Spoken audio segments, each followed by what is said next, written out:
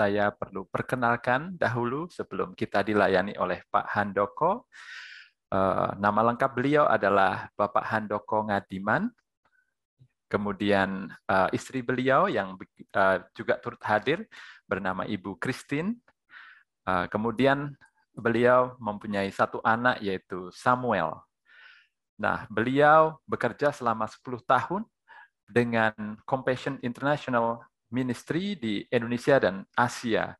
Compassion ini sangat terkenal di Indonesia ya Bapak Ibu untuk mensponsori ya yang saya tahu gereja-gereja dan panti asuhan seperti itu ya. Kemudian beliau bekerja di bidang profit dan non-profit di Indonesia sebagai consultant.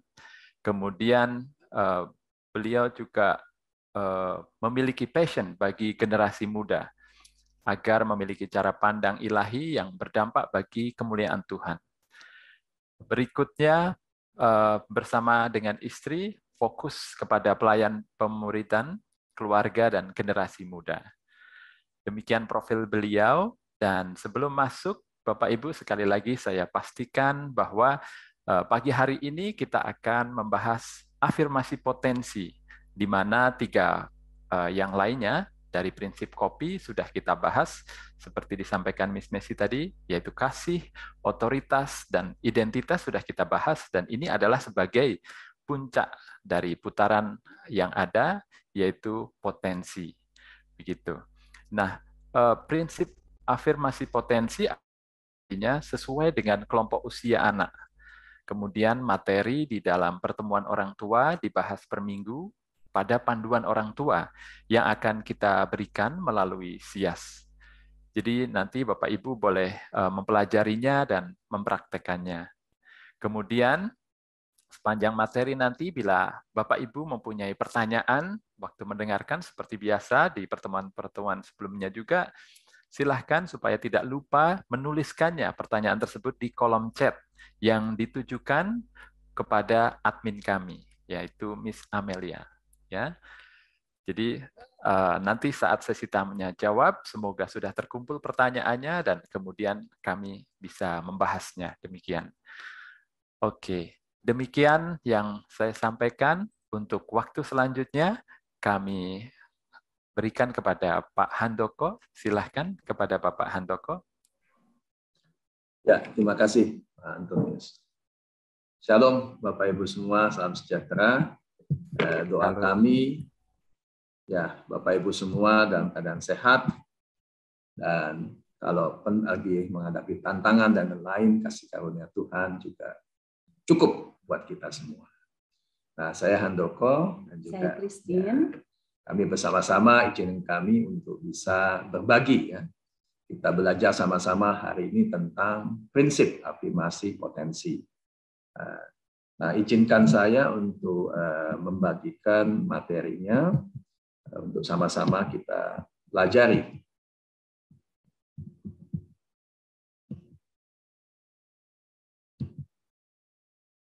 Ya. Nah, pertama yang saya ingin sampaikan soal afirmasi potensi, kita coba pahami dulu bersama-sama tentang potensi itu apa dan afirmasi itu apa, sehingga kita bisa memahaminya bersama-sama. Nah, Pak Beta sudah sampaikan di video itu potensi itu semua apa yang Tuhan berikan di dalam kehidupan anak kita.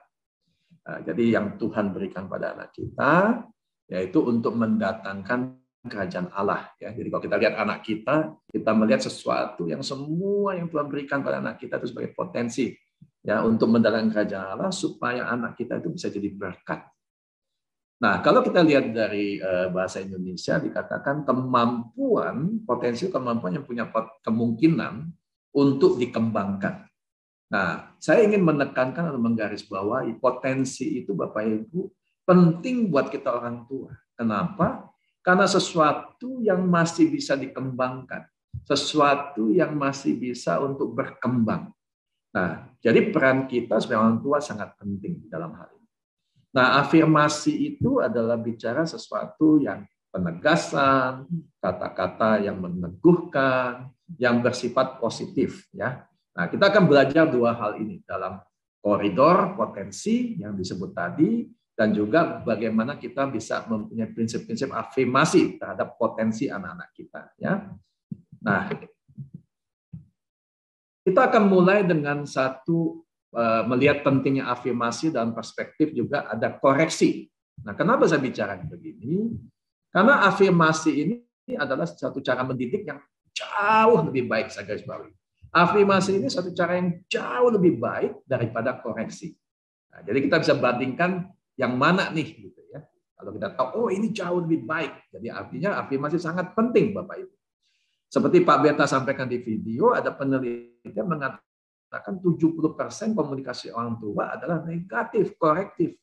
Nah, kita mengatakan bahwa afirmasi atau penelitian dan studi mengatakan afirmasi itu jauh lebih baik.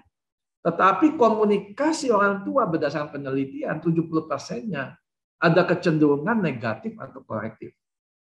Sampai contoh misalnya, nah itu kamu itu nggak usah bantu masak karena nanti merepoti, oh kotor sekali bantu masaknya. Karena anak mungkin belum bisa ya dengan pandai, dengan tangannya motoriknya belum baik. Tetapi kita bisa berkata yang berbeda dengan afirmasi. Wah, nak kamu mau bantu ya, bantu papa mama, terima kasih gitu ya. Tapi yuk kita sama-sama belajar. Jadi seringkali yang terlebih dahulu kecenderungan orang tua adalah melihat perilaku negatif daripada perilaku yang positif. Seperti saya kasih contoh tadi.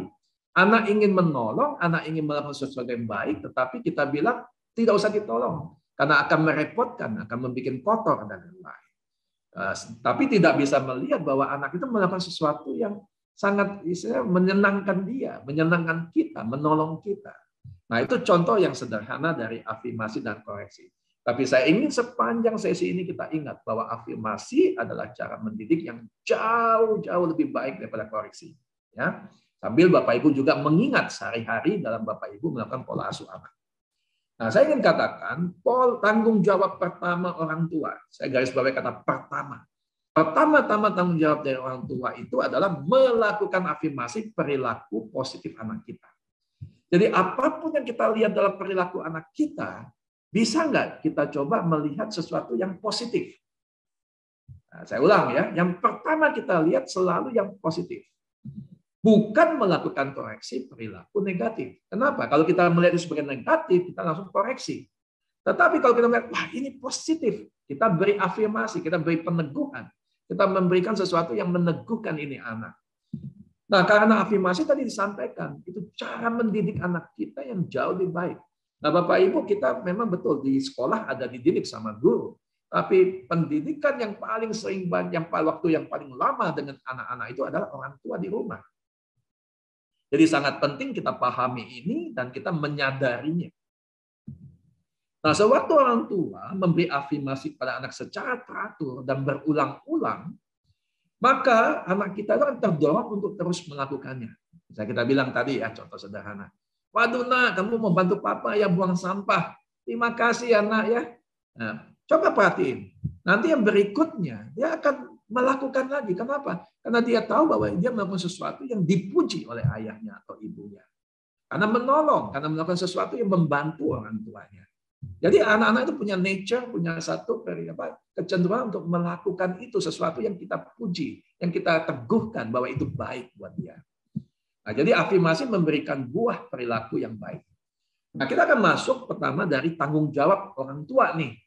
Dalam soal afirmasi, ada 5 yang kita pelajari hari ini yang sudah juga diulas secara singkat oleh Pak Beta.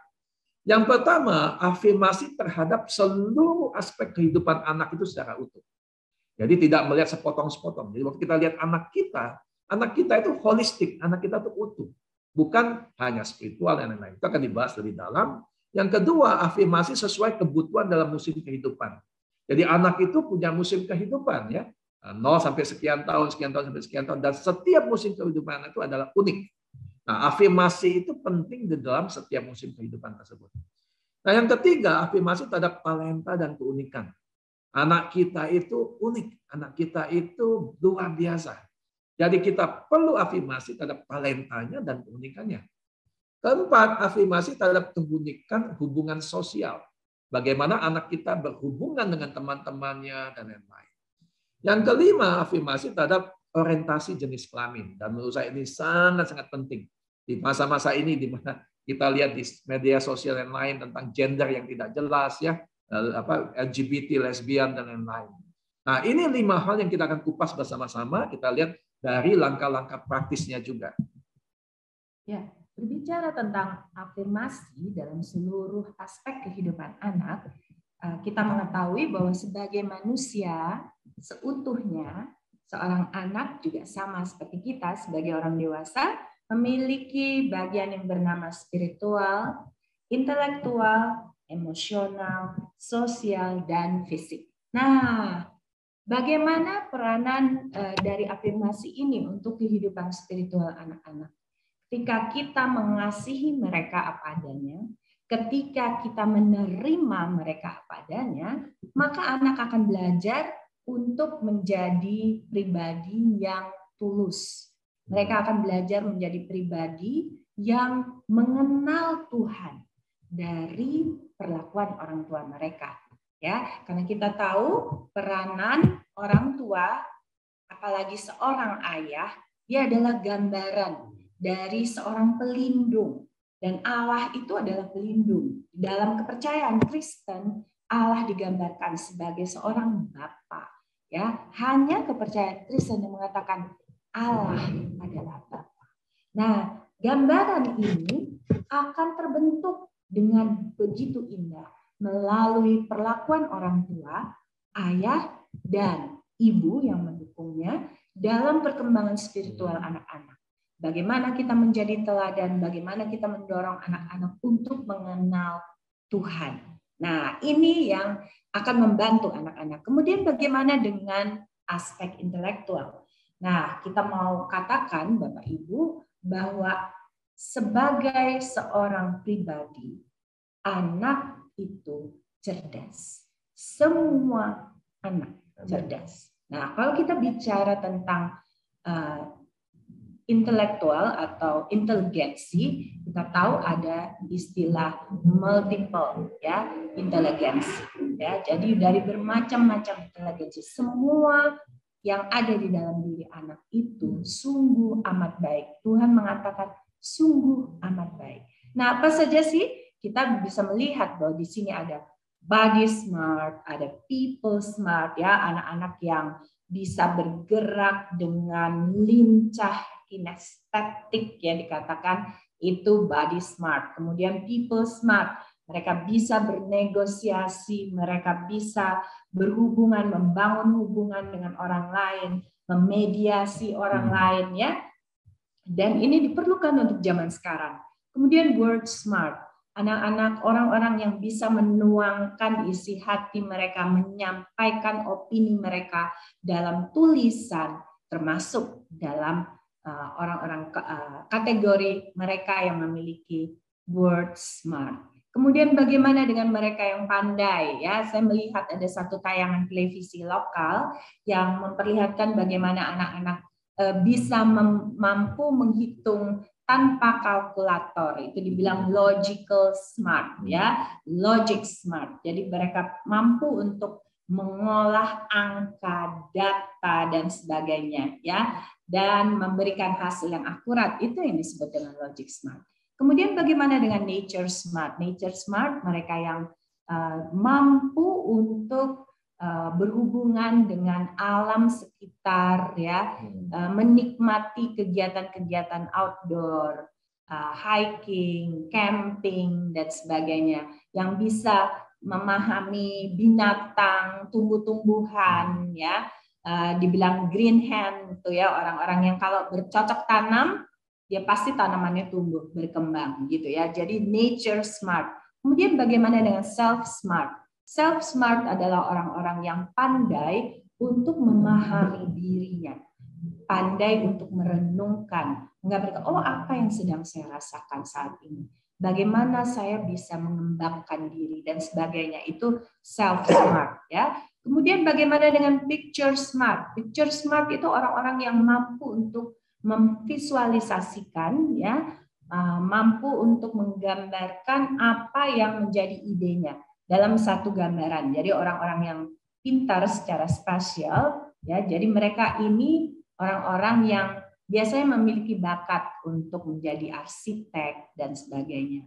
Orang-orang yang pandai dalam bermusik, yang memiliki sense of music yang tinggi, biasanya orang-orang ini adalah orang-orang yang disebut dengan music smart.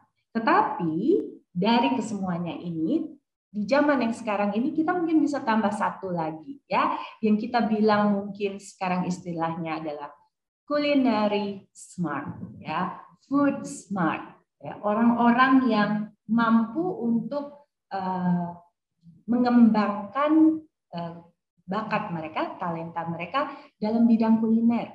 Mereka yang menjadi seorang penilai, ya, dalam bidang kuliner, yang bisa membagikan. Sekarang kita melihat ada channel khusus untuk memasak, baik di TV lokal maupun di TV internasional. Kita melihat ini orang-orang yang memiliki bakat seperti ini. Nah, bagaimana dengan penerapan dari multiple intelligence ini? Waktu anak-anak melihat semuanya tentang diri mereka, kita sebagai orang tua yang akan mendukung mereka. Kita katakan mungkin mereka tidak pandai dalam hal matematika atau dalam hal pelajaran-pelajaran eksak, tapi anak kita memiliki kelebihan, suaranya bagus misalnya, dia mampu berhubungan dengan teman-temannya dengan baik, punya banyak teman, itu yang kita akan afirmasi. Jadi tidak ada tuntutan yang berlebihan untuk hal-hal yang kita tahu anak kita tidak cerdas dalam bagian situ. Biasa-biasa saja mungkin di bagian-bagian yang lain. Tetapi yang kita fokuskan adalah apa yang menjadi kelebihannya. Bagaimana dengan afirmasi secara emosional? Kita tahu bahwa anak-anak memiliki kecerdasan emosionalnya sendiri. Ketika anak-anak diterima secara emosi, mereka akan memiliki pandangan diri yang bagus tentang diri mereka, self-image yang bagus. Ini yang akan mendorong mereka untuk memiliki emosi yang sehat. Orang-orang yang memiliki emosi yang sehat bisa berhubungan dengan orang lain, berelasi dengan orang lain dengan baik, bisa mengambil keputusan dengan baik. Ya, ketika kita membangun, memberikan ruang bagi anak-anak mengekspresikan emosinya, baik itu emosi positif maupun emosi negatif seperti sedih, marah, ya, itu hal yang sangat natural, hal yang sangat wajar, memang ada di dalam diri setiap manusia. Bagaimana dengan afirmasi fisik anak? Mari kita katakan yang baik tentang anak kita. Julukan-julukan itu mungkin dilakukan oleh orang tua kita atau generasi-generasi sebelum kita, tetapi tidak dengan kita, Bapak Ibu. Saya harap, ya. Jadi tidak ada istilah anak kita kok pesek, aduh kamu pipinya cabi sekali, ya ampun betisnya seperti singkong, ya. Tidak ada istilah-istilah yang seperti itu lagi. Sudah cukup untuk generasi kita saja, ya. Tetapi untuk anak-anak kita, mari kita katakan hal yang baik tentang mereka.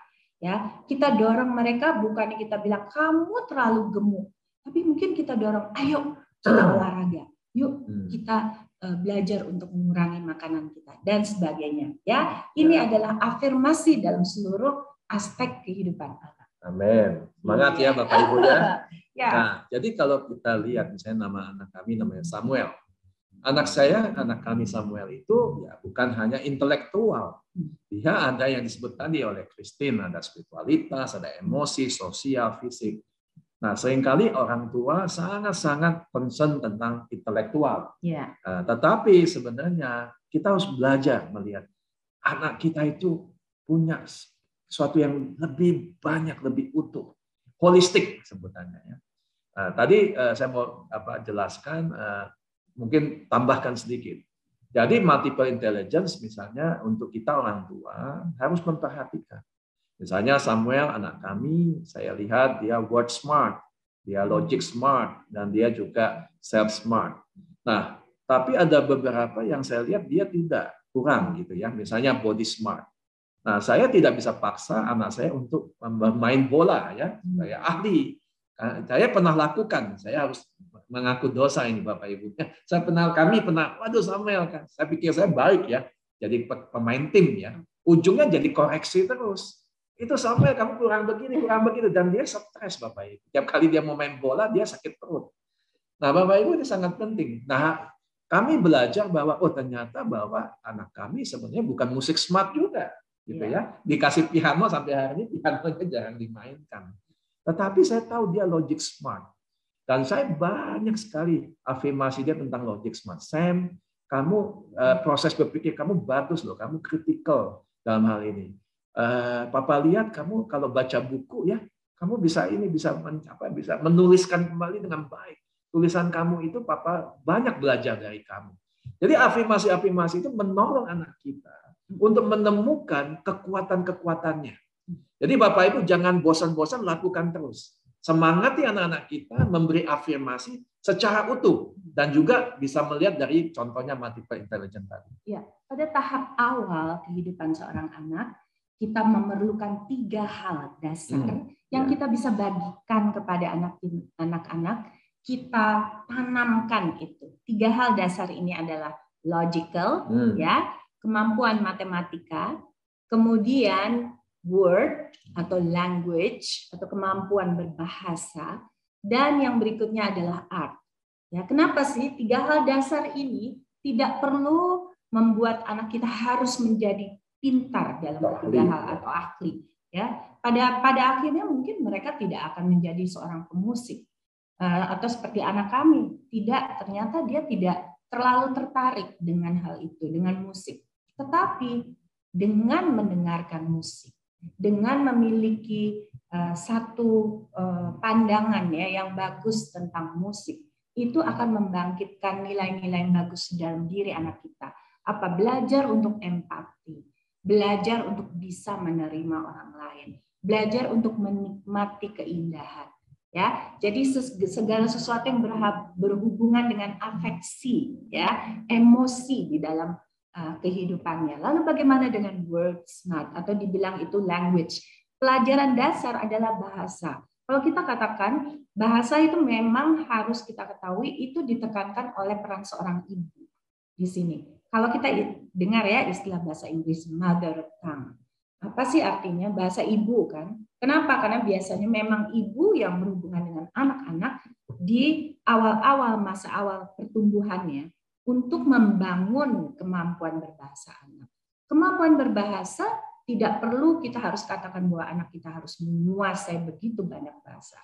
Tetapi memiliki kemampuan untuk berbahasa lebih dari 1, Bapak Ibu, itu akan membantu mereka untuk bisa memahami dunia sekitar dengan lebih baik, berhubungan dengan orang lain dengan lebih baik, mengungkapkan perasaannya atau isi hatinya atau buah pikirannya dengan lebih baik.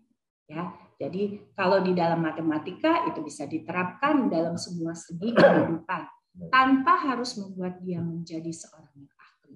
Ini adalah 3 hal dasar yang kita perlu tanamkan, kita perlu afirmasi, kita perlu dorong di dalam diri anak. Baik.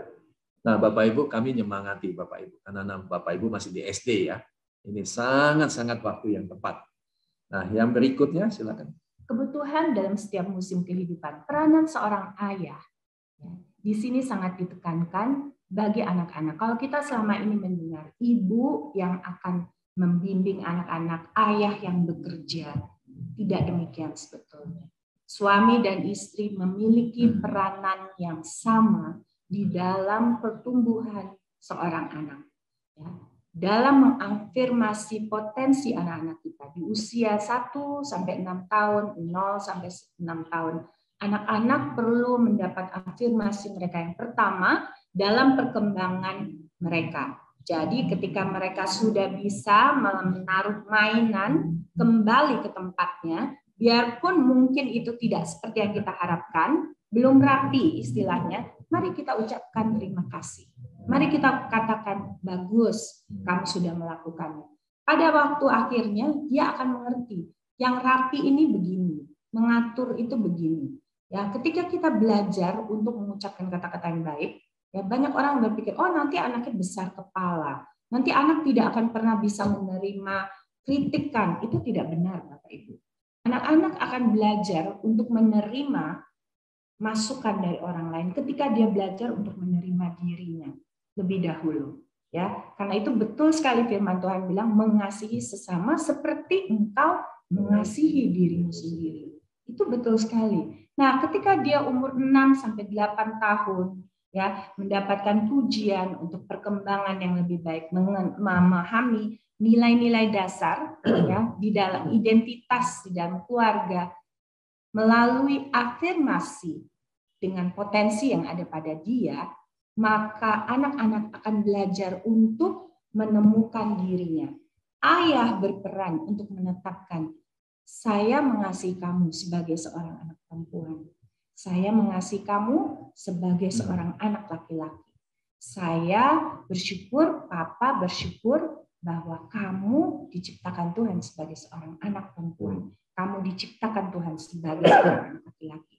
Penegasan tentang gender pada usia 9 sampai dengan 11 tahun sangat penting Bapak Ibu. Kenapa? Karena pada masa ini anak-anak akan lebih banyak terekspos dengan dunia luar. Sekarang kita melihat keadaan situasi yang sekarang ini memaksa anak-anak mau tidak mau mereka harus belajar untuk bisa mengenal dunia luar melalui layar gadget mereka.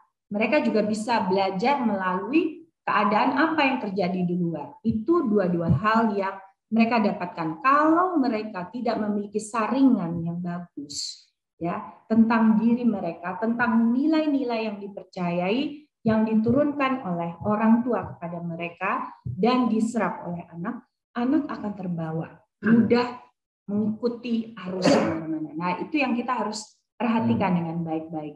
Bagaimana dengan 12 sampai 18 tahun ketika teman sudah menjadi bagian dari kehidupan mereka, ya, di mana peranan teman itu memiliki peranan yang besar. Anak sudah memiliki bekal. Siapa saya? Ketika mereka mungkin mengalami ejekan atau perundungan, ya, atau bullying, mereka sudah tahu bahwa saya berharga di mata Tuhan. Saya adalah saya. Saya punya potensi yang biarpun mungkin orang buat orang lain itu tidak berharga, itu tetap bisa saya kembangkan. Nah, ketika kita memberikan nilai-nilai ini sejak mereka masih kecil, mereka duduk di bangku SD, ini yang akan membawa mereka untuk menuju jenjang yang lebih tinggi dalam pendidikan mereka dengan modal pribadi yang kuat. Amin. Bapak Ibu, usia anak-anak Bapak Ibu sangat penting SD. Apa yang kita investasi tanam di usia anak kita dari 1 sampai 6, kita akan melihat buah hasilnya di 6 sampai 8, kemudian kita investasi terusnya sampai 11, masuk usia 12 ya sampai 13 mungkin SD ya. Nah, itu akan membawa mereka punya fondasi yang kuat untuk masuk usia remaja, di dalam usia pertemanan dan yang lain. Nah, jadi tetap semangat Bapak Ibu dalam hal ini ya, termasuk 19 sampai 21 tahun. Ini kita akan kupas lebih dalam di slide berikutnya. Nah, ini afirmasi terhadap talenta dan keunikan. Saya ingin katakan gini Bapak Ibu. Mazmur 139 ayat 14 berkata, aku bersyukur kepadamu oleh karena kejadianku dahsyat dan ajaib. Kejadian apa yang kau buat dan jiwaku benar-benar menyadarinya. Saya katakan ya, jiwaku benar-benar menyadarinya. Ini dikatakan oleh Daud. Tapi Bapak Ibu, anak-anak kita masih SD. Dan peran orang tua itu sangat-sangat penting. Memberi afirmasi kepada anak-anak kita. Memberi peneguhan, memberi dorongan, memberikan peneguhan terus-menerus. Sehingga anak itu menyadari bahwa jiwaku benar-benar menyadari. Jiwa saya benar-benar menyadari bahwa saya itu kejadiannya dahsyat dan ajaib. Biarlah kita dipakai Tuhan untuk melakukan itu, bukan menjadi mengkoreksi, menghancurkan tentang percaya diri anak itu bahwa oh ternyata kejadian saya tidak ajaib, ternyata kejadian saya tidak dahsyat. Nah ini bahaya Bapak Ibu, sangat-sangat penting ini. Nah setiap anak itu unik dan punya talenta yang berbeda. Jadi anak kita bukan anak tetangga Bapak Ibu, anak kita bukan anak yang paling. Jadi saya pernah dengar. Ada satu orang tua mengatakan anaknya selalu ditanya, nilai kamu berapa? Nilai teman kamu berapa? Anak kita tidak sama, Bapak Ibu. Atau anak tetangga main piano, tang ting tong, kita bilang besok beli piano, anak kita harus main piano. Anak kita berbeda. Pergi ke tempat permainan bola, kita lihat, oh anak dia seperti Maradona nih main bolanya. Anak kita pun harus seperti Maradona. Anak kita itu unik dan punya talenta yang berbeda. Kalau kita paham ini, Bapak Ibu sebagai orang tua, kita akan bersyukur. Kita akan bisa mengidentifikasi kekuatan anak kita, keunikan anak-anak kita. Dan kita mampu untuk bisa mengafirmasinya. Nah, pastikan keunikan anak kita dan beri afirmasi. Jadi tanggung jawab kita harus identifikasi. Kita harus proaktif mengetahuinya.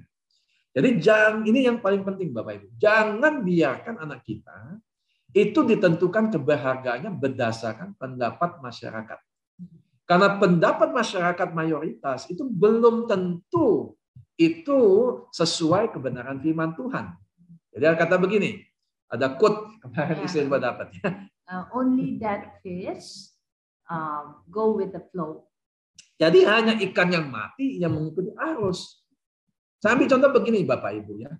Nah, integritas, kerendahan hati, melayani, kesetiaan, saling mendukung, tanggung jawab, saling menghormati, kasih tanpa syarat, kebaikan dan lain-lain.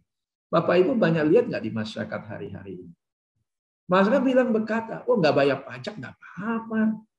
Itu kita nggak bisa kalau nggak bayar pajak.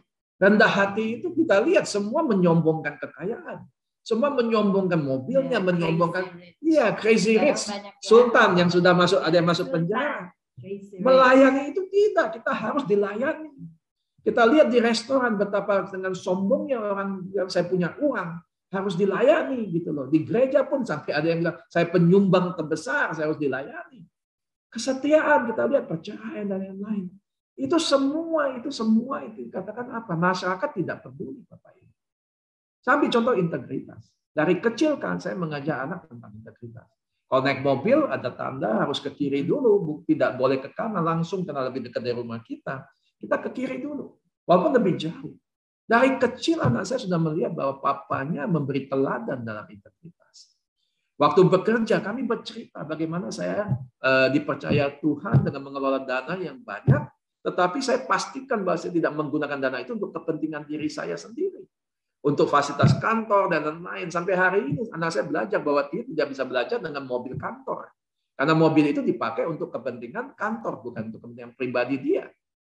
Nah Bapak Ibu sampai hari ini anak saya sudah bekerja, dia bilang sama saya, Pak di kantor begini. Tapi Samuel merasa bahwa itu tidak. Waktu dia kuliah di Belanda, dia berkata juga. Jadi anak kita akan mengalami ujian-ujian dalam hidup dia. Dan apa yang Bapak Ibu tanamkan atau investasikan hari ini, yang mungkin orang bilang, sangat aneh, sangat berbeda. Misalnya contoh, ini semua belajar di rumah banyak ya. Banyak godaan orang tua untuk anak berhasil mengizinkan anak mencontek. Atau memberitahu anaknya tentang jawaban-jawaban soalnya. Ada satu anak teman kami berkata begini, anak itu kepada ibunya. Mas saya belajar susah-susah, saya juara kelas juga. Tapi teman-teman saya tahu tidak belajar dengan sungguh-sungguh dapat nilai yang sama baik dengan saya. Bapak Ibu kita harus meneguhkan integritas anak kita dengan berkata, nak, kamu melakukan sesuatu yang Papa Mama bangga. Boleh orang lain menyontek.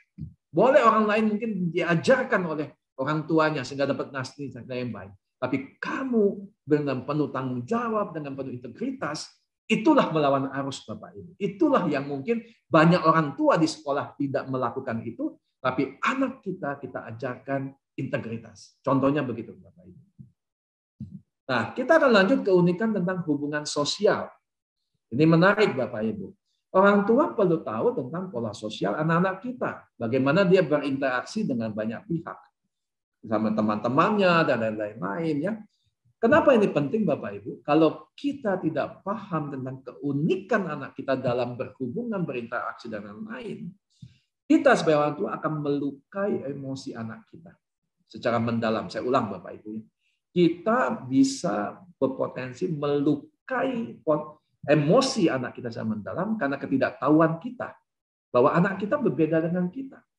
Secara untuk berinteraksi secara sosial. Dan yang terjadi apa? Orang tua bisa memarahi anaknya. Karena tidak tahu bagaimana anak itu berproses dalam berpikirnya. Sambil contoh begini Bapak Ibu. Saya kalau lihat ini, saya orangnya driver. Saya bisa berdebat. Berdebat itu bukan berdebat kusir ya Bapak Ibu. Berdebat dengan positif. bisa memberikan kritik, mengorganisasi, merencanakan, dan lain-lain. Saya di driver. Istri saya supporter, ya. Dia harmoni, ya. Aduh, dia kalau orang senang ngobrol sama dia karena dia pendengar yang baik. Dan kemudian dia bisa memberi rasa aman, pertemanannya baik, gitu ya. Tapi kami berdua itu outgoing, kami bisa bertemu dengan orang, ngobrol, kemudian jadi teman, gitu ya. Tapi anak kami itu kalkulator, Bapak Ibu. Kalkulator itu apa? Dia pikir lama, dia pikirkan ini benar atau salah, ya. Kemudian dia juga spesifik, sangat rinci, ya. Kemudian sangat idealis, gitu ya. Standarnya apa, gitu ya. Kesempurnaan itu penting. Dan kalau melihat resiko, dia pikirin dulu, ngambil keputusan agak lambat. Nah, anak kami introvert. Introvert tidak jelek. Tetapi kami punya satu masa untuk memaksa anak kami. Ayo Sam keluar, ya. Bermain di luar. Karena kami nggak ngerti, Bapak Ibu. Dia lebih aman merasa kalau dia sendiri. Sendiri tidak apa-apa, tetapi dia juga harus belajar untuk berteman. Tetapi yang kami lakukan, kami paksa dia. Tapi sejak kami mengerti hal ini, misalnya terakhir dia bilang, Pak Samuel itu melakukan tugas semua bagus sekali, dia fokus group discussion, semua baik, interview orang, semua dia bisa. Tapi habis itu dia capek. Dia perlu me time dia. Dia butuh untuk menikmati kesendirian dia. Kalau dulu saya marah gitu, saya katakan, Sam jangan begitu, kamu harus berteman, kamu harus begitu. Tapi hari-hari ini saya paham, saya bilang, oh Sam, good job, kamu tadi itu FGD-nya gimana? Oh baik ya, gini, ketemu pemerintah, ketemu ini. Tapi dia bilang, iya Pak, tapi Papa Samuel capek, Samuel mau sendiri, karena sudah ketemu banyak orang. Dulu saya marah, sekarang saya bilang, oh ya Sam, it's okay, Papa doain. It's good gitu loh. You are doing a good job. Dan sekarang kamu take your me time gitu ya. Nah, itu contoh-contohnya Bapak Ibu.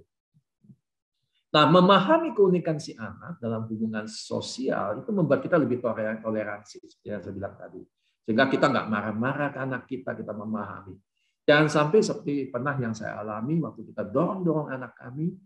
Setiap kali anak itu terpaksa mengajak teman-teman ke rumah dan dia lihat saya untuk mencari afirmasi ya, peneguhan. Tapi kalau saya lihat hari-hari ini, saya teringat itu saya sedih bahwa saya sebenarnya mendorong anak saya untuk tidak memahami anak saya, dan saya tidak bertoleransi terhadap anak saya, dan saya gagal waktu itu untuk bisa memberi afirmasi tentang kekuatan keunikan anak saya, dan saya bersyukur saya belajar hari-hari ini.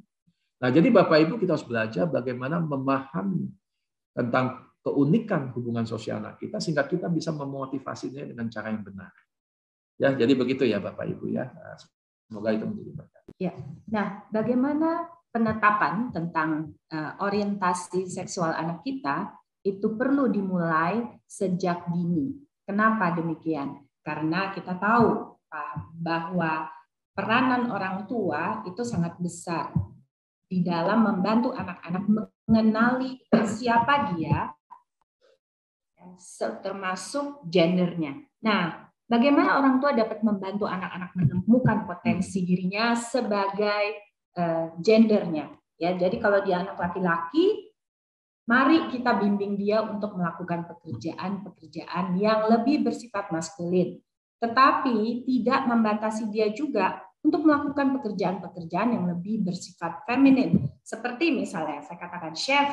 Kebanyakan kalau kita lihat chef itu kebanyakan mereka adalah kaum pria justru yang melakukannya. Tetapi apakah itu berarti mengurangi kemaskulinan mereka? Tidak. Nah, di sini peran orang tua, peran ayah, peran ibu meneguhkan anak-anak sesuai dengan gendernya. Bagaimana kita juga harus memperhatikan anak-anak, apakah mereka sudah mulai mengalami ketertarikan dengan lawan jenis. Ketika mereka memasuki usia kelas 5, kelas 6, di masa sekarang ini kita harus tahu Bapak Ibu bahwa usia pubertas ya, itu semakin lama semakin menurun. Jadi kalau mungkin pada zamannya saya dan Bapak Ibu ya, itu usia pubertas adalah 13 tahun, sekarang tidak lagi. 11 tahun mereka sudah mengalami usia pubertas. Kenapa? Karena pengaruh hormon, pengaruh gizi, dan pengaruh media sosial. Kita harus katakan itu dengan jujur, bahwa memang itu yang terjadi. Lalu bagaimana dengan ayah dan ibu? Kita harus menolong anak-anak kita untuk menerima diri mereka. bahwa kamu adalah anak laki-laki, kamu adalah anak perempuan. Memang tidak membatasi apa yang menjadi ketertarikan mereka. Jadi kalau misalnya anak perempuan suka main bola, tidak apa-apa. Tetapi tetap katakan bahwa dia adalah seorang anak perempuan. Puji, mari ayah, puji anakmu bahwa kamu cantik. Ya. Kalau katakan kita mau melihat, mendorong mereka untuk mengenal. Ada teman laki-laki, ada teman perempuan, main bersama. Tetapi kamu adalah anak perempuan. Kamu adalah anak laki-laki. Ya. Nah, apa yang kita lihat, kita boleh dorong anak-anak kita untuk mengenal. Bagaimana kita juga belajar untuk mengenal juga teman-teman mereka. Itu jadi bersama-sama ya, kita lihat di situ. Kita bisa bantu anak-anak menegaskan ini. Orientasi seksual yang benar. Ya, anak laki-laki dengan anak perempuan. Anak perempuan dengan anak laki. Mari kita katakan kepada mereka, oh kamu suka ya sama ini. Sama misalnya anak perempuan, oh kamu suka nih dengan anak ini, dengan anak laki-laki ya. Ya kita boleh mengatakan itu, tapi bukan untuk mengejek Bapak Ibu. Jadi supaya apa? Supaya anak kita juga berani untuk cerita. Ih kayaknya aku suka deh sama itu kayaknya anaknya baik. Ya seperti itu, itulah anak-anak kita. Pada masa-masa ini ya, biarkan mereka mengekspresikan, mengutarakan pikiran mereka tanpa kita mengkritik lebih dahulu. Jadi biarkan mereka mengungkapkan itu, kemudian kita akan bawa mereka. Keterbukaan mereka akan membantu kita untuk bisa lebih mengenal. Ya, siapa anak kita, bagaimana dengan gendernya, orientasi seksualnya, dan itu akan membantu kita untuk mengarahkan langkah-langkahnya ke depan sehubungan dengan pergaulannya. Ya, Bapak Ibu, orientasi jenis kelamin, afirmasi sangat penting. Kenapa sekarang dengan maraknya LGBT, ya, kebingungan tentang seksualnya, tentang gendernya. Ya. WC pun sekarang sudah ada yang untuk yang tengah. Ya. Orang boleh, kalau hari ini saya mau jadi laki-laki, it's okay. Besok saya boleh jadi perempuan. Baju yang sudah tidak pernah lagi dikatakan sudah bersifat hetero, ya. Heteroseksual. Jadi Bapak Ibu ambil waktu usia-usia yang disebut ini untuk investasi dan afirmasi terus-menerus, ya Bapak Ibu. Terima kasih. Nah lanjut. Nah, ini ada beberapa hal, tapi karena waktu mungkin Christine akan sampaikan secara singkat ya. Beberapa hal. Nah, teman-teman, Bapak Ibu, ini tips-tipsnya ya. Tips-tipsnya. Silakan Christine. Ya, mari katakan pada waktu anak-anak melakukan sesuatu, membantu kita, katakan terima kasih. Dan catch every moment, dibilang ya. Kita itu harus pandai untuk bisa melihat apa yang menjadi kebaikan dari anak kita, apa yang menjadi potensi bagi anak kita, dan puji perilaku itu, ya perilakunya ya Bapak Ibu ya, apa karakter yang dia buat, misalnya dia mencoba untuk menulis walaupun mungkin itu bahasanya masih salah, ya kalau kita bilang pronunciation-nya masih salah, it's okay, nggak apa-apa gitu, tapi kita akan bilang, yuk kita lihat lagi ya kalau yang benarnya seperti apa. Itu sudah menjadi koreksi tanpa kita perlu mengatakan ini salah atau membuat lingkaran besar-besar untuk kesalahan yang dia buat ya, itu bukan menjadi satu encourage tapi discouragement buat anak kita. Bandingin kok nggak seperti kakakmu. Ya, oke. Jadi melihat bahwa anak-anak itu diterima apa adanya. Ya, itu akan ketika anak-anak melihat hal itu akan membantu mereka untuk menerima diri mereka. Ya, dan belajar untuk mengutarakan kritik dengan cara yang tepat. Dan anak-anak ketika kita mengatakan kepada mereka bahwa kita mengasihi mereka, katakan itu, jangan kita tahan. Ya, mungkin kita dididik bukan dengan cara yang seperti itu oleh orang tua kita, tapi mari kita ganti dengan hal yang baik. Oh, anak saya tahu kok kalau saya mengasihi, udah pasti dong orang tua mana yang tidak sayang sama anaknya. Betul sekali Bapak Ibu, tapi alangkah baiknya kalau kita katakan kepada mereka, Papa mengasihi kamu, Mama mengasihi kamu. Ada kalanya mungkin 1-2 kali kita peluk mereka atau kita beri tepukan di pundaknya. Bagus nak. Ya, itu ya. Jadi kita memberikan itu untuk menyatakan bahwa saya mengasihi kamu. Ya. ketika anak-anak mendapatkan afirmasi tentang kasih ya, di dalam dirinya dari orang tua, itu akan menolong mereka untuk apa? Tidak apa ya istilah saya, tidak mengejar kasih itu dari orang lain. Mengalami kepenuhan. Ya, betul. Mereka mengalami kepenuhan kasih dari orang tua mereka. Itu yang terpenting. Jadi Bapak Ibu, kita jangan pakai alasan. Oh, dulu saya tidak dididik begitu. Saya tidak dididik oleh orang tua saya. Orang tua tidak. Hampir nggak pernah seingat saya memeluk saya. Tapi tidak membuat saya menjadi alasan untuk tidak bisa memeluk anak saya. Sampai hari ini anak saya 21 tahun, kami masih peluk. Ya, mereka bilang, Sam sini, Papa mau peluk. Papa love you. Perkatakan Bapak Ibu ya. Ibu saya itu tidak punya praktek begitu, budaya begitu di rumahnya. Sampai hari ini kesulitan. Sekarang kalau saya mau peluk dia, saya belajar untuk meluk dia, dia kata, aduh nggak mau gitu ya. Ya sudah, karena orang tua ya. Tapi kita sebagai orang tua, punya anak SD apalagi ya, ini kesempatan emas untuk bukan hanya mengekspresikan kasih pada anak kita, tapi merubah kita juga. Kita merubah diri kita yang mungkin mengalami yang sangat berbeda. Jadi tetap semangat Bapak Ibu. Ya, ini yang akan membantu anak-anak kita ketika kita mengatakan 3-1, ada satu formula ya. 3-1 itu adalah 3 kali afirmasi, 1 kali koreksi. Apa artinya? Artinya adalah kita lebih banyak memberikan afirmasi daripada koreksi. Apakah koreksi tidak boleh? Koreksi pasti boleh. Tetapi bagaimana kita mengkoreksi dia tanpa membuat dirinya merasa kecil hati. Ketika dia gagal, katakan juga, nggak apa-apa, ini pembelajaran. Dorong anak-anak untuk berani ikut kompetisi, ya, perlombaan. Biarpun mungkin mereka, aduh, tapi saya nggak dapat juara. Kok si teman ini sih harusnya kan dia nggak begini-gini. Itu bukan sifat yang baik, Bapak Ibu. Mari kita dorong anak kita. Kamu sudah berusaha. Itu yang paling penting. Kamu belajar dari pengalaman ini. Nanti kapan-kapan kita ikut lagi ya lomba yang lain. Nah, itu yang disebut dengan afirmasi Bapak Ibu. Ya, waktu dia anak-anak kita merasa, kok yang menang dia sih, kok bukan saya? Gitu.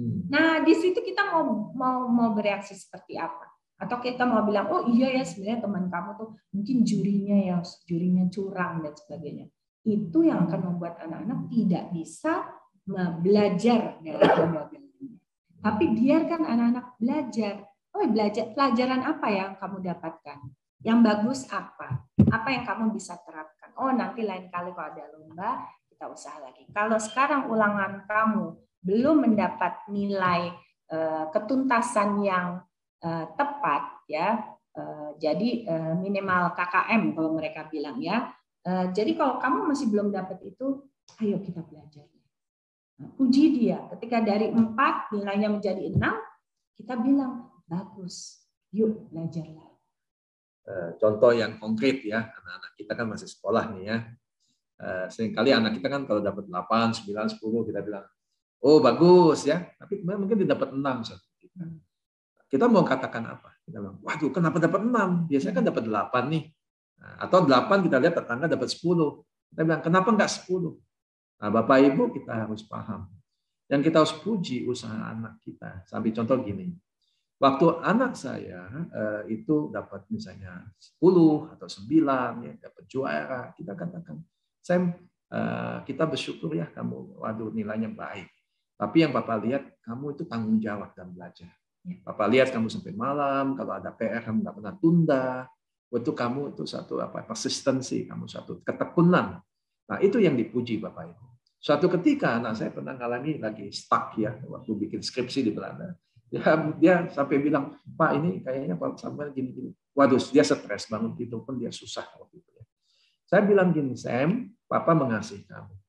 Walaupun apa yang kamu lakukan, Papa menghargai usaha kamu. Yuk, kamu sudah lakukan the best, kamu sudah lakukan yang terbaik. Tapi apabila kamu harus menunda sampai setahun lagi, Papa dukung. Tapi let's do your best. Papa doakan, Papa dukung. Tapi itu yang terbaik. Tapi sesudah itu hasilnya apapun, kita tetap mengasihi kamu. Kamu tetap anak kami. Kamu bukan anak tetangga walaupun lebih. Dan dia lakukan yang terbaik dan dia berhasil selesai dalam 3 tahun. Dan itu apa ya, satu proses buat saya juga. Karena saya juga waktu itu, waduh mau gimana gitu ya. Kita berdoa minta hikmat Tuhan. Nah, anak-anak kita Bapak Ibu jangan dipuji kalau dapat nilai yang bagus. Kalau nilai yang mungkin kurang bagus atau apa fail ya, kita langsung tidak puji lagi Bapak Ibu. Beri afirmasi usahanya, bukan selalu hasilnya gitu ya. Nah Bapak Ibu karena waktu ya Bapak Ibu nanti bisa dapat slide-nya. Ada satu buku bagus, The One Minute Manager, Ken Blanchard ya. Di buku itu bagus. Nah, Bapak Ibu itu saya ingin kita coba nanti praktekkan di rumah, buktikan kekuatan afirmasi ya. Satu, puji anak kita dengan segera. Jadi temukan gitu loh. Seperti seorang pemburu ya. Misalnya anak saya cuci piring gitu ya. Aduh Sam, thank you ya puji piring. Puji dia langsung. Iya, tangkap. Proaktif gitu loh. Capture segala yang baik yang bisa meningkatkan potensi mereka. Misalnya waktu dia beresin mainannya ya, langsung waduh puji dia. Kemudian sampaikan dengan yang jelas hal benar apa yang anak lakukan. Jadi anak itu paham waktu dia cuci piring, terima kasih Sam sudah tolong. Mama tadi saya capek ya, kamu udah cuci piring sudah nolong mama, terima kasih ya. Nah kemudian katakan betapa senangnya kita gitu loh. Ekspresikan Bapak Ibu. Walaupun mungkin bapak-bapak di sini cool ya. Cool itu jarang memberi pujian dan itu beri pujian, say something yang memberkati anak kita ya. Dan katakan bagaimana hal itu sudah menolong bermanfaat bagi kita. Nah yang ketiga pastikan bahwa anak itu ketahui bahwa betapa senangnya kita, ekspresikan waktu anak saya cuci piring ya, tiap sore tiap malam tuh anak saya cuci piring. Saya berdiri sebelahnya, ajak ngomong ya. Aduh, Papa bersyukur loh Samuel sudah berubah ya, sudah bisa cuci piring, luar biasa konsisten sekali. Kita tunjukkan betapa kita senangnya. Kemudian beri semangat untuk anak itu lakukan hal yang sama lagi. Bapak Ibu, ini yang contoh yang bisa kita lakukan. Nah, kita akan close sebelum masuk kita tanya jawab ya. Silakan. Ya. Buah dari afirmasi itu apa? Kan menolong anak-anak kita memiliki karakter yang baik yang akan terus bertumbuh. Sebagai dasar dalam nilai-nilai Kristiani adalah karakter Kristus yang bertumbuh. Ya, kita tahu buah roh, ada 9 buah roh, ada karunia-karunia rohani. Nah, itu yang akan membantu anak-anak untuk bertumbuh lewat afirmasi. Jadi afirmasi akan membantu mereka bertumbuh dalam karakter yang baik.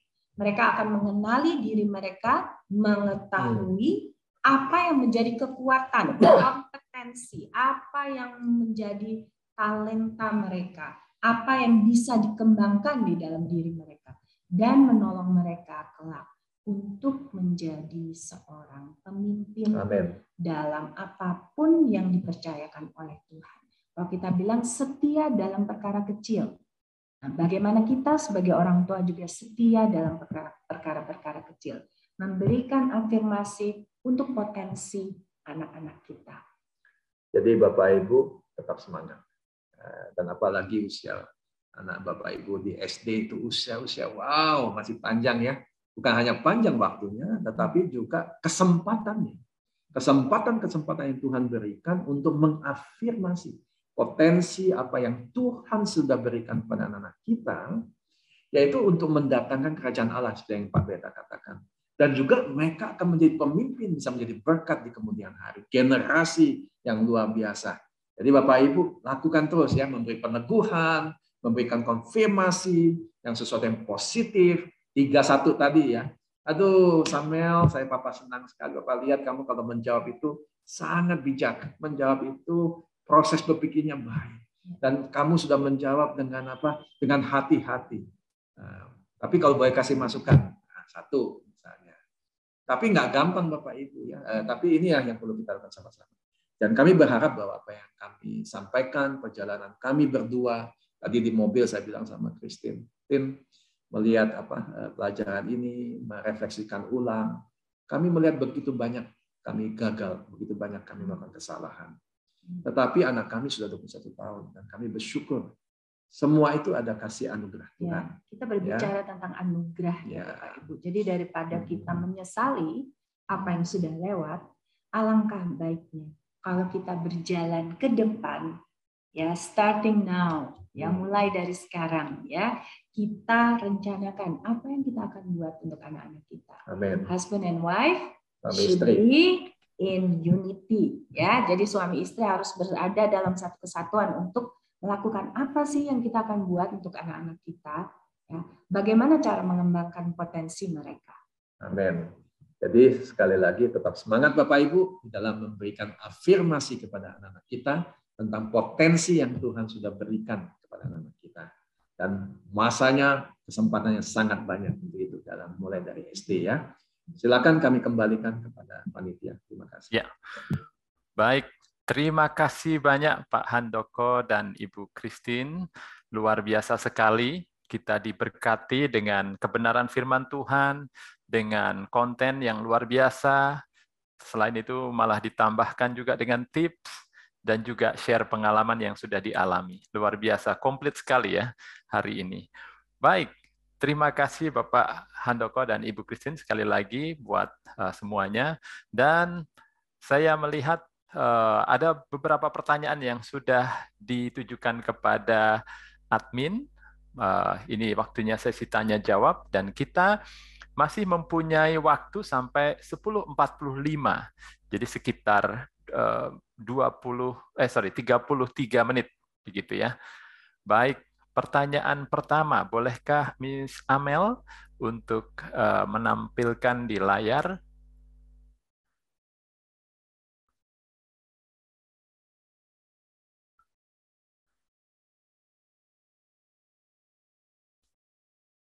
Ya, kita. Ya, baik. Demikian pertanyaan yang pertama, yaitu bagaimana kita bisa mengetahui potensi anak saya tanpa kami harus melakukan tes? Waduh, Ya. Luar biasa pertanyaannya.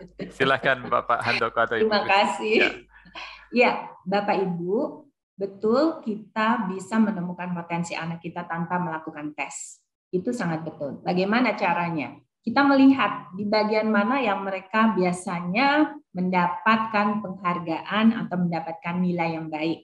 Di bagian mana yang biasanya mereka lebih pintar, ya. Dari kecil misalnya, orang tua saya sudah melihat saya kurang bagus untuk hal-hal yang berhubungan dengan pekerjaan tangan dan sebagainya. Itu bukan menjadi potensi saya. Tetapi apakah dengan demikian berarti saya it's okay buat saya untuk dapat nilai yang sangat rendah gitu ya, karena yang berhubungan dengan segala sesuatu yang berhubungan dengan apa tuh namanya handmade ya atau art and craft gitu ya.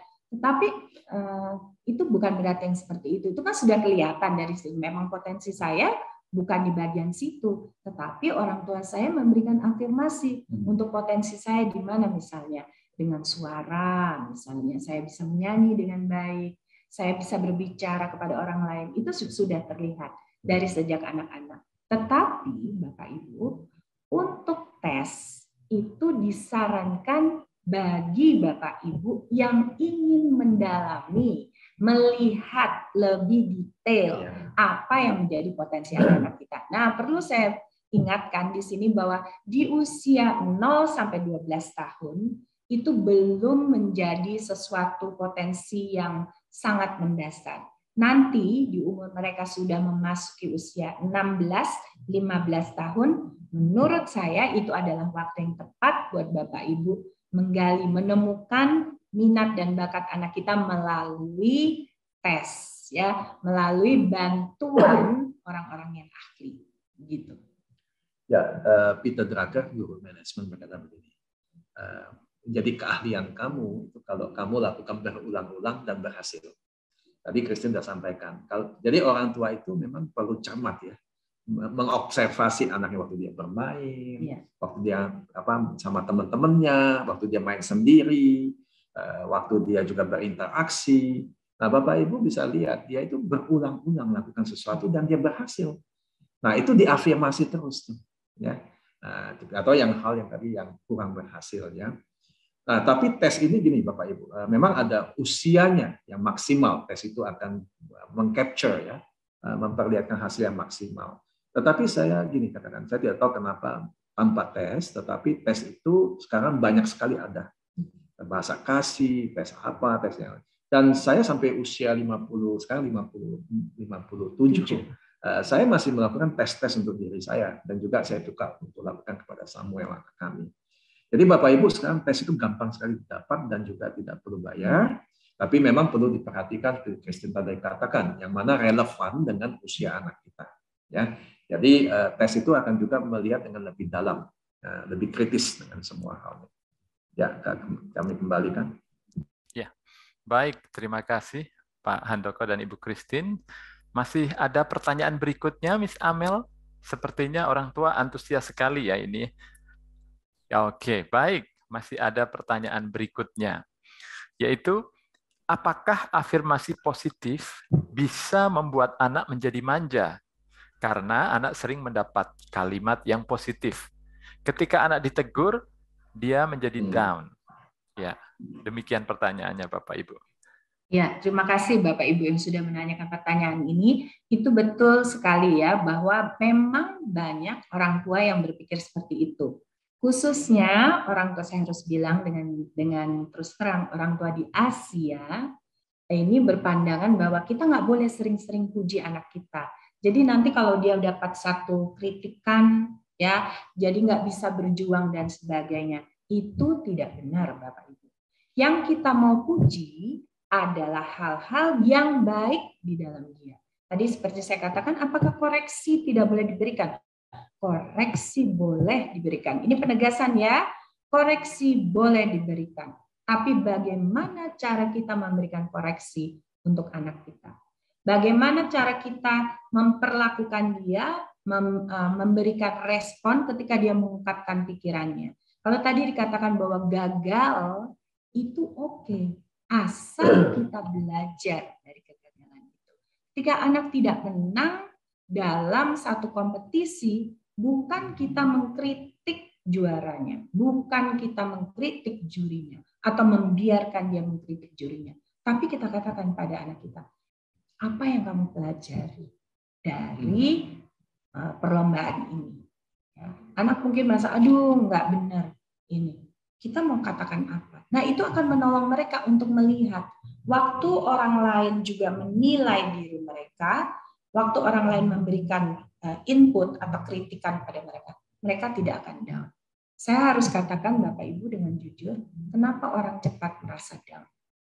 Karena dalam pola didik masa pertumbuhannya, Bapak Ibu boleh pelajari, boleh perhatikan, dan pelajari juga dari pengalaman Bapak Ibu sendiri, dia memiliki banyak kritikan, ya, jadi menerima banyak kritikan dari orang lain. Dari itu yang membuat dia akhirnya defense, gitu. Saya nggak mau dikritik. Kenapa? Tuntutan dari orang tua yang menuntut bahwa harus sempurna, itu membuat kita susah untuk menerima kritikan dari orang lain. Jadi Bapak Ibu, mari kita ubah pola pikir ini. Ya, ubah pola pikir ini bahwa nanti kalau saya kebanyakan puji anak saya akan jadi orang yang manja. Anak saya nggak akan bisa terima kritikan. Itu terbalik. Coba diterapkan dulu ya. Apa yang baik yang kita mau terapkan kepada anak kita, mari kita lakukan terlebih dahulu. Kita akan melihat bagaimana hasilnya di kemudian hari. Contoh lain, Bapak Ibu ya, misalnya kita mau puji tentang fisik anak. Ya. Anak kami laki-laki dan kami pernah tinggal di Thailand, itu di mana banyak gender bias ya, lady boy dan lain-lain. Nah, kami katakan kepada anak kami, memang anak kami ya mukanya agak ya masih menarik lawan jenis ke saya. Kami katakan Samuel, Papa melihat Samuel bertumbuh kembang itu, waduh, Papa senang lihat ya, tinggi, kemudian ini. Tapi kita bisa ingatkan anak kita, Sam, kamu itu diberi apa? Tidak cacat, ya, kamu apa tidak ada disability dan lain, kamu apa? Itu karena Tuhan. Tuhan itu memberi kamu kemurahan buat kamu. Kamu ciptaan Tuhan yang unik. Atau dia punya kecerdasan dalam menulis. Barusan dia menulis di mana di salah satu media di Indonesia ya bahasa Inggris. Kita katakan, wah puji Tuhan ya Sam, kamu bisa diberi kesempatan Tuhan menulis. Coba sampai lihat itu kenapa Tuhan kasih kesempatan menulis di sana. Kemudian dia masuk di radio bicara tentang Ukraina. perang sama Rusia. Nah, kita bisa bawa ke dalam rencana Tuhan dalam hidup dia. Nah, tapi usia anak kami udah besar ya. Tapi waktu dia usia masih SD, bisa itu untuk afirmasi bahwa dia itu ciptaan Tuhan yang unik. Bahwa dia itu berharga di mata Tuhan. Nah, mungkin contoh-contoh itu selalu bawa kembali kepada firman Tuhan. Bukan untuk dia sombong, tetapi untuk dia mengucap syukur bahwa dia ciptaan Tuhan. Mungkin contoh yang lain begitu, Bapak. Ya, jadi sekali lagi Bapak Ibu, itu begini, memberikan afirmasi tidak akan membuat anak kita jadi manja. Yang membuat anak itu menjadi manja adalah fasilitas yang terlalu banyak yang kita berikan tanpa kontrol pada anak kita. Itu yang akan membuat dia menjadi manja. Ya, jadi harus dilakukan dengan benar Bapak Ibu. Porsinya, caranya, ya, untuk kita berdiskusi dengan anak kita. Apakah kita biasakan anak-anak kita untuk berdiskusi di dalam rumah? Itu yang akan menolong mereka untuk terima masukan dengan benar. Ya, jadi ini satu pola pikir yang baru mungkin ya, karena kita misalnya terbiasa dengan pola asuh orang tua kita yang dulu, tapi kita buat sekarang yang benar di dalam koridor yang tepat dalam mendidik anak kita, khususnya tentang afirmasi dan koreksi. Proportionate ya bahasanya, sesuatu yang healthy balance. Semua yang berlebihan tidak baik. Jadi harus ada satu yang balance ya, satu yang seimbang. Terima kasih, pertanyaan yang sangat bagus. Baik, ya. Terima kasih Bapak Ibu. Sebelum kita melanjutkan, saya perlu mengingatkan kepada Bapak Ibu untuk absensi yang sebentar lagi akan ditaruh di kolom chat oleh Miss Amel. Nah, ini linknya untuk Gading Serpong sendiri, Greenfield sendiri. Jadi Bapak Ibu sambil mendengarkan tanya jawab ini, boleh sekalian absen. Demikian ya. Dan kita masih punya banyak waktu dan punya banyak pertanyaan ini Bapak Ibu. Jadi masih bisa mendengarkan lagi komplit. Sepertinya orang tua antusias sekali dalam mencermati potensi ini ya, afirmasi potensi ini. Demikian pertanyaan yang ketiga ya. Shalom, saya sangat menyadari bahwa saya banyak melakukan kesalahan dalam mendidik anak. Saya sering marah-marah kepada anak kalau ada hal yang tidak sesuai ekspektasi saya. Secara pengetahuan, saya paham, tapi seringnya emosi tidak terkendali karena sudah penat dengan hal-hal lain, misalnya pekerjaan dan lain-lain. Mohon saran, dari mana saya harus mulai membenahi diri? Bagaimana saya memulihkan hubungan dengan anak-anak saya? Terima kasih. Terima kasih. Saya sangat menghargai pertanyaan ini ya. Sebagai ayah ini sangat berelasi dengan saya. Pertama, Bapak Ibu, kita harus paham bahwa anak itu adalah pusaka yang Allah percayakan pada kita. Jadi setiap kali kita lihat anak kita itu pusaka, itu anak yang punya potensi yang luar biasa. Itu dahsyat dan ajaib. Misalnya kita kan senang ya, misalnya ada yang mungkin senang hobi, misalnya motor, mobil, burung dan lain-lain, atau melukis, atau olahraga, sepeda. Itu kan kita lakukan dengan sukacita. Kita menanti-nanti untuk lakukan itu. Nah, Bapak Ibu, sangat penting untuk kita melihat anak dengan kacamata bahwa menyadari kita sebagai orang tua itu dipercaya Tuhan luar biasa. Anak-anak yang luar biasa, punya potensi yang luar biasa. Itu satu. Nah, yang kedua, memang sebagai ayah punya tanggung jawab. Tanggung jawab kita adalah sebagai kepala keluarga. Saya ngomong sebagai ayah, nanti istri ngomong sebagai istri atau ibu. Nah, saya punya tanggung jawab. Misalnya saya perjalanan jauh, misalnya ke Amerika gitu ya. Itu capeknya minta ampun, Bapak Ibu, jet lag ya. Itu di pesawat saya sudah mempersiapkan diri saya untuk pulang, dan saya akan ambil waktu untuk sama anak saya dengan istri saya makan bareng. Karena mereka sudah lama tidak ketemu saya, mereka rindu kan ketemu saya, ngobrol gitu kan. Jadi dengan capeknya kita ya sebagai ayah, kita harus memang memprioritaskan, ini kata kuncinya. Tanggung jawab itu juga bicara prioritas. Kita misalnya menikah, kita punya prioritas sebagai suami, sebagai ayah. Kita di kantor, Nah, Bapak Ibu di kantor kita bertanggung jawab. Kita lakukan semua prioritas yang tanggung jawab yang diberikan. Di rumah apalagi. Karena pekerjaan di kantor kita bisa pindah kerja dan lain-lain.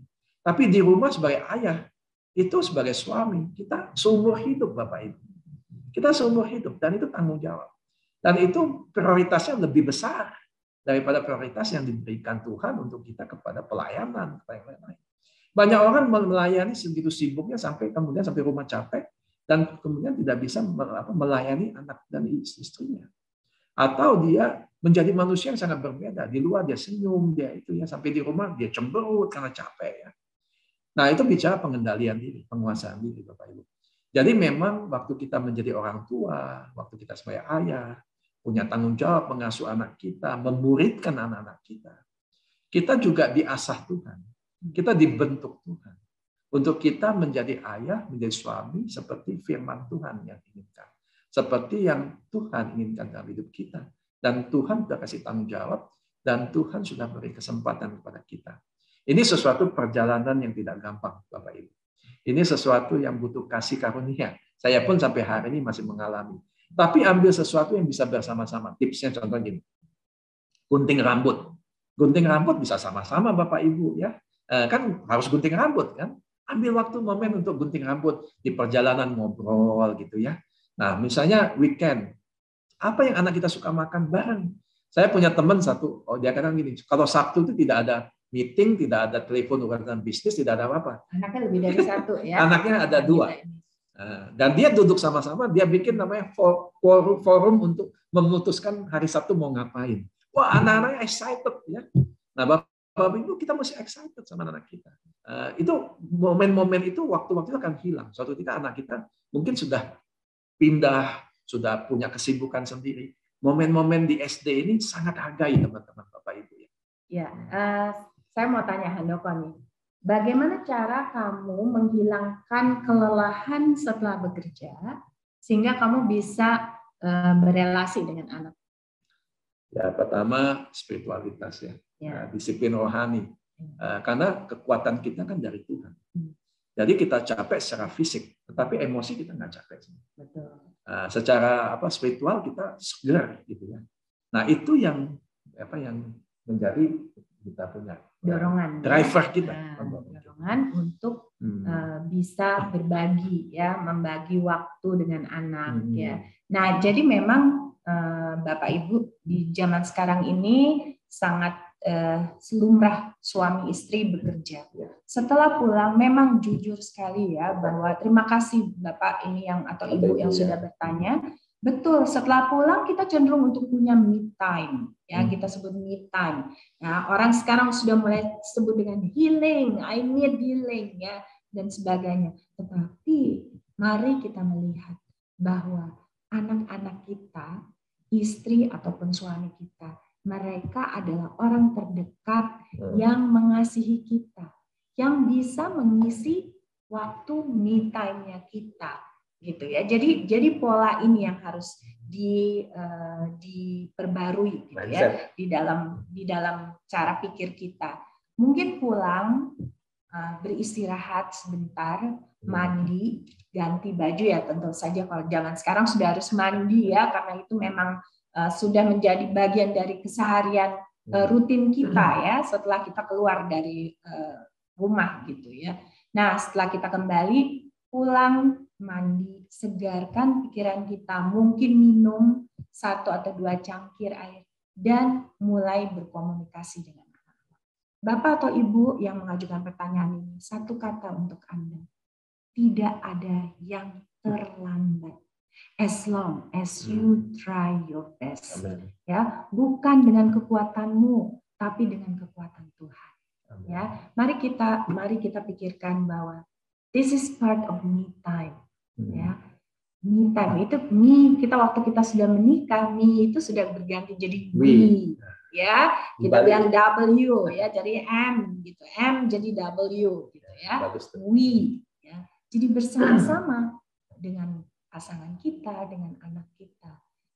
Saya yakin Bapak Ibu, ini bukan kebetulan Bapak Ibu yang mengajukan pertanyaan ini ada di dalam forum ini sekarang. Ya, this is your time. You are able to change Pasti your bisa. routine? Contoh praktis Bapak Ibu ya, misalnya kita ramen hunting. Nah, saya suka makan ramen. Kalau saya ya oke lah gitu ya. Tapi dengan itu kita senang sama-sama gitu loh. Jadi kita bangun satu kebiasaan. Nah, kebiasaan itu menjadi budaya keluarga kita. Ya. Atau memasak bersama. Nah, itu saya suka masak. Harus keluar rumah ya. Memasak bersama atau nonton bola.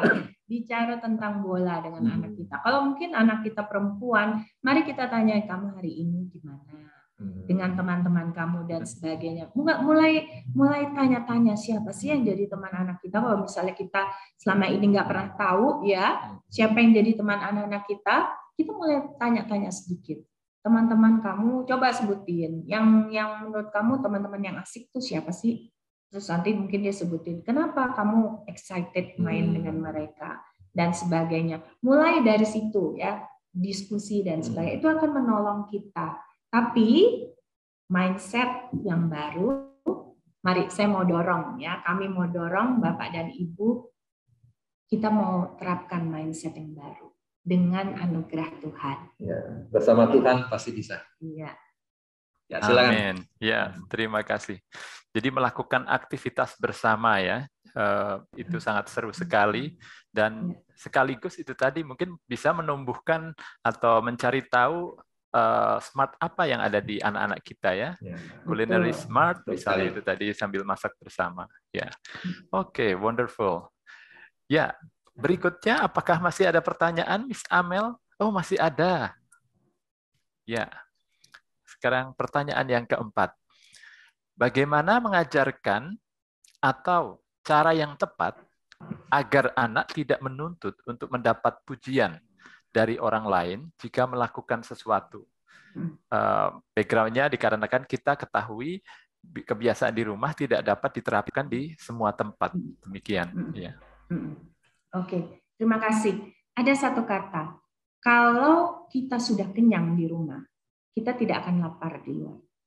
Ya, nah ini berlaku untuk anak-anak kita juga.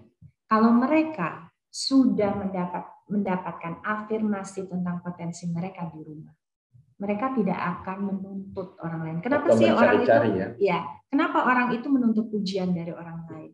Karena dia tidak mendapatkan yang cukup dari rumah. Karena dia tidak dibesarkan dengan cara yang seperti itu oleh orang tuanya. Jadi dia ingin mendapat pengakuan dari orang lain. Ya, nah itu kita masukkan itu dulu, prinsip itu ya di dalam diri kita. Dan bagaimana kita menerapkan itu untuk anak-anak kita di rumah. Waktu dia memiliki, gini ya Bapak Ibu, kalau dia punya percaya diri yang baik, apakah pekerjaannya di luar, hasil karyanya diafirmasi orang atau tidak, itu tidak akan menghentikan dia untuk terus berkarya.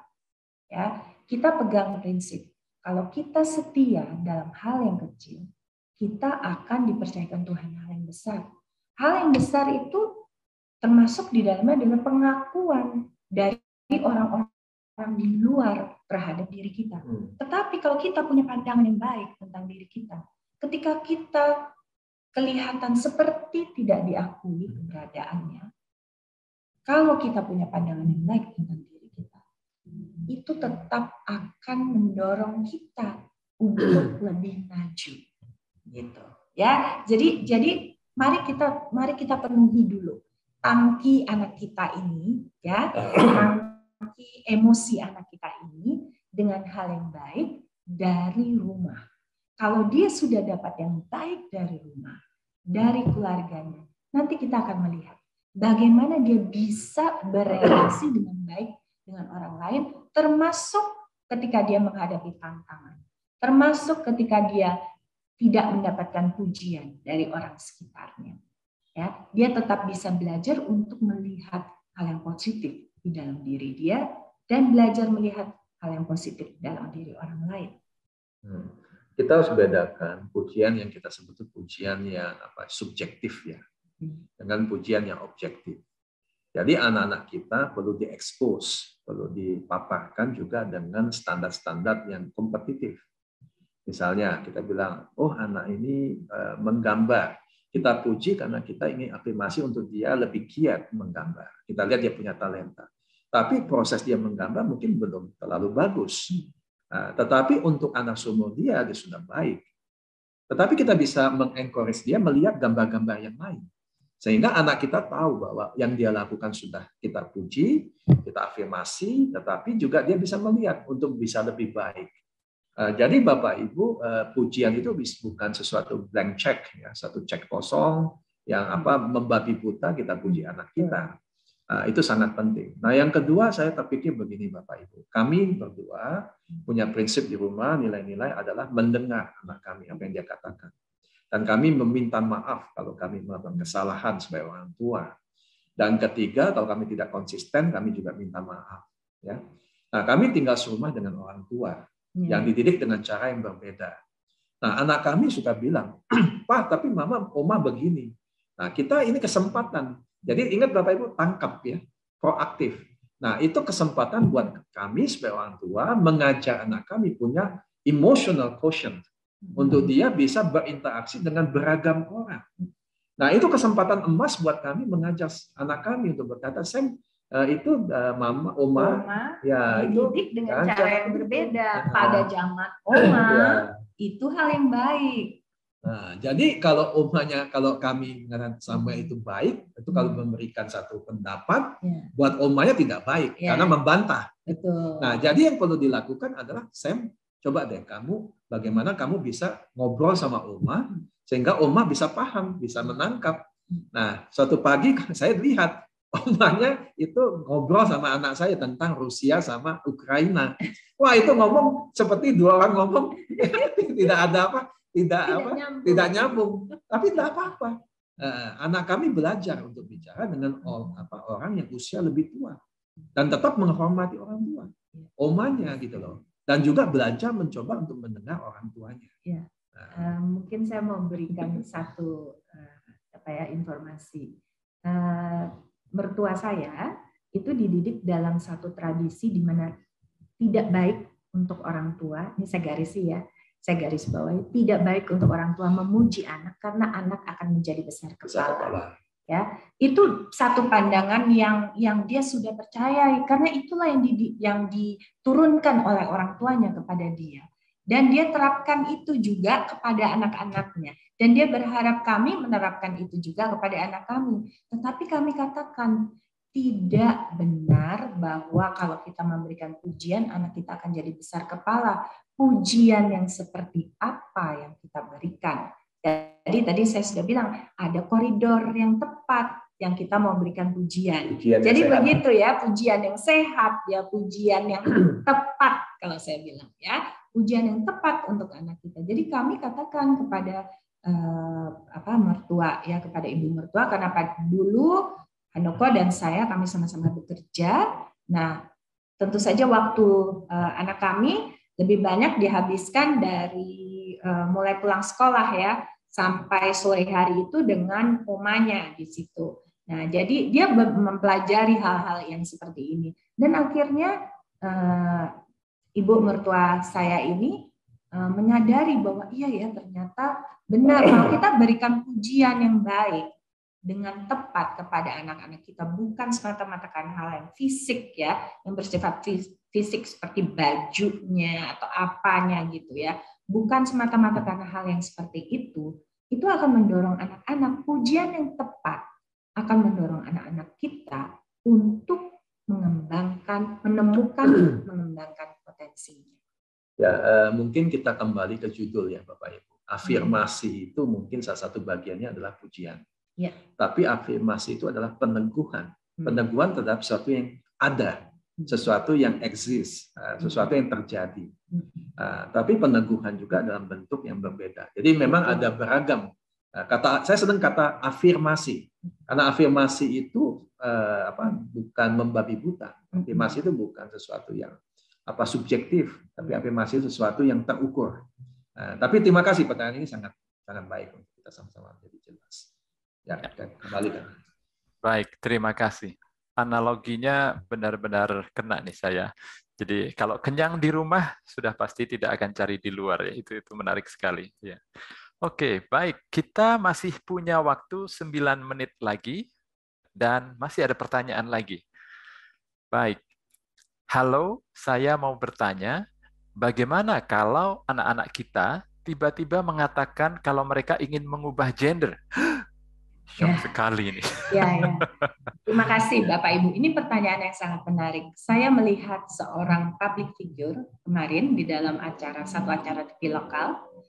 Bagaimana public figure ini sebagai seorang lelaki, waktu dia muncul dalam acara itu, dia berdandan, tidak memakai make up, dia berdandan wajahnya begitu ya sebagai seorang lelaki, tetapi cara waktu dia memakai legging dengan aneka warna dan gayanya, memakai choker, anyway sekarang lagi musim rupanya ya, memakai choker itu kalung, kalau istri saya bilang kalung cekek ya, karena pas gitu di leher gitu ya. Nah dari cara dia ini, itu memang kecenderungan sekarang Bapak Ibu kita harus bisa melihat bahwa itu gender fluid ya, mencair gitu. Jadi tadi yang saya bilang, hari ini gue mau jadi perempuan, besok gue mau jadi laki-laki. It's okay. Mau berbaju yang seperti apa juga nggak apa-apa gitu. Nah, anak kita mungkin kita harus tanya,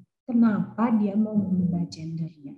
Apakah dia merasa tidak puas dengan gendernya sebagai laki-laki, atau dia tidak puas sebagai perempuan, atau apa? Mungkin ada kontribusi kita di situ yang membuat anak kita jadi merasa gue nggak kepengen dia jadi laki-laki, atau gue nggak kepengen dia jadi perempuan.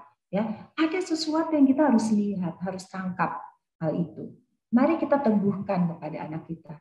Saya bersyukur, Papa, ayo Papa, ini adalah waktunya Papa untuk berperan lebih banyak. Papa bersyukur bahwa kamu dilahirkan sebagai seorang anak perempuan. Papa bersyukur kamu dilahirkan sebagai seorang anak laki-laki. Mungkin anak-anak itu melihat bahwa kayaknya jenis kelamin ini lebih dihargai ya dalam dunia kerja.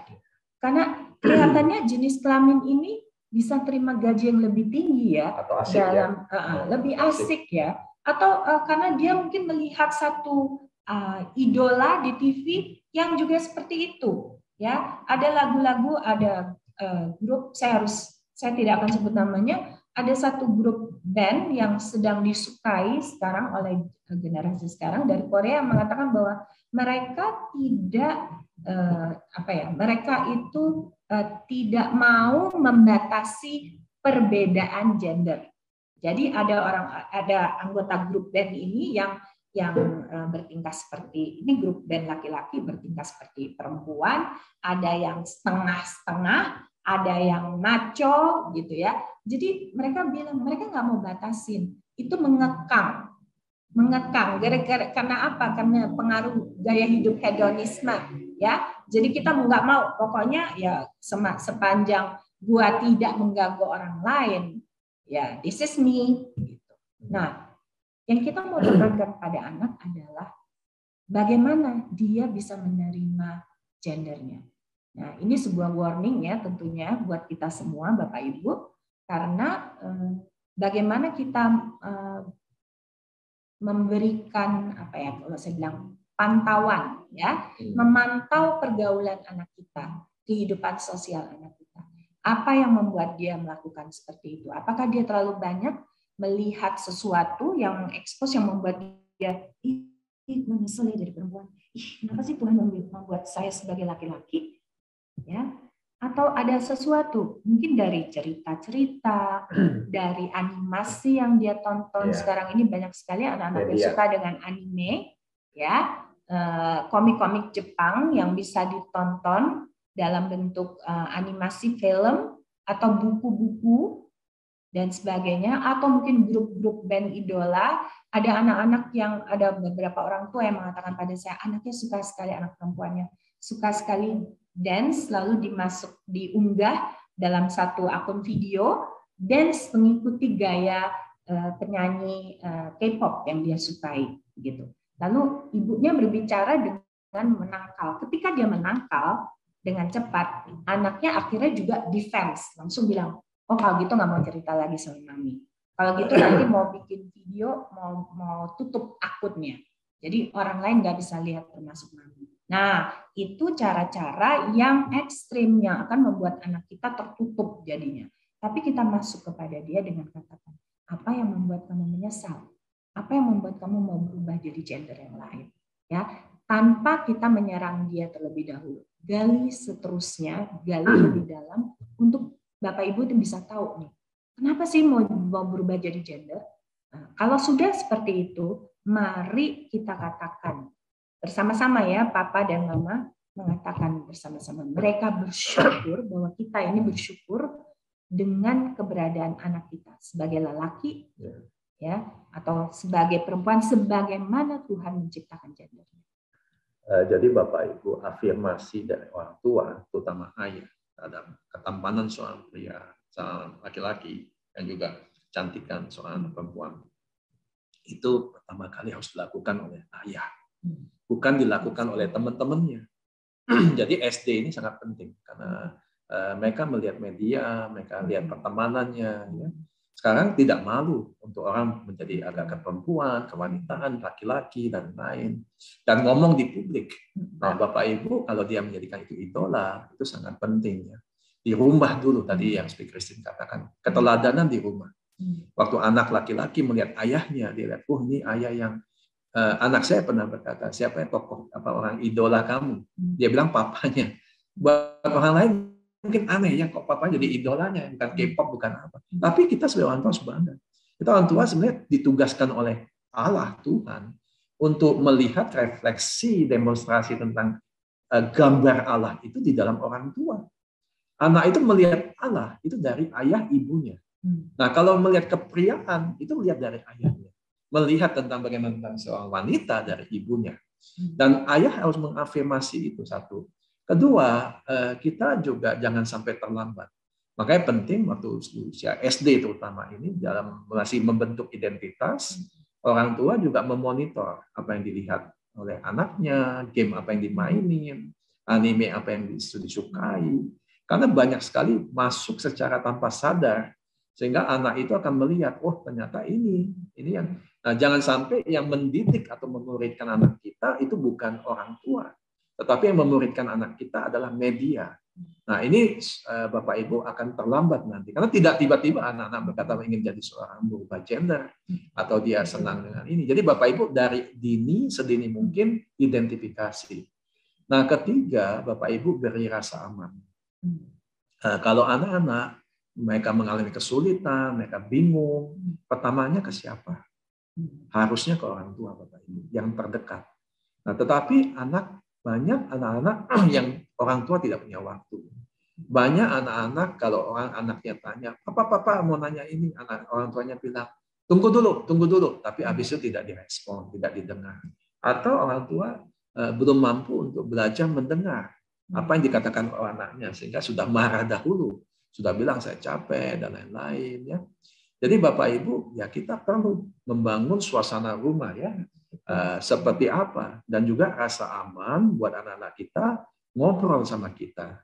Jadi di awal-awalnya pasti kelihatan waktu anak bilang, Pak, saya laki-laki ya, itu kok yang laki-laki di TV itu kok menarik ya, tapi agak ke perempuan.